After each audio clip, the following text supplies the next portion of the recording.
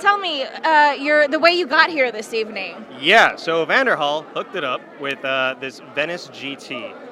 It's this three-wheel car, super cool to drive in. I mean, we drove around the corner, and they invited me in that car, and I told my dad about it. I was like, "Hey, Papa, check it out! Like, I'm driving this really sweet car." He's like, "Oh, what's that event for, Mijo?" And I was like, "It's for MS." And he tells me, "You know that your tia has MS." I did not know that.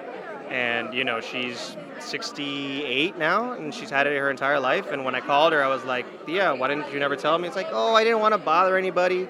And I think that's something that us as Latinos, we hold a lot of things in. Like, if you have diabetes, if you have, I don't know, gout and MS and things like that, autism, we hold it in. And, we don't tell people because not necessarily ashamed, but it's this weird, like, we don't want to share things.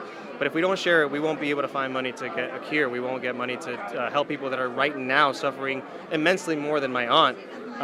And just because she's shy to talk about it, it might hurt other people. But now that, this was kind of thrust upon me, but then it became so incredibly relevant immediately as soon as I found that out. So even though this is my first year here, I will be coming back.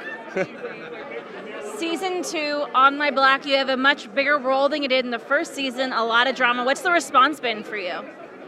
Really cool. Yeah. A lot of the whole "I hate you, Spooky, but I love you." I really appreciate the fact that everyone's kind of understanding Spooky now, and it's the writers who were able to do this. He's a complex character for a complex community that we don't give enough light to. Yeah. What is the best fan response that you've gotten from the second season? A tweet, a message, something like that, or the most shocking? I went to a premiere of a movie 2 nights ago, and none of the press knew me, wanted to take pictures of me, interview me, or anything like that. And we went around the corner to where all the fans were waiting to take pictures with the people that were in the film.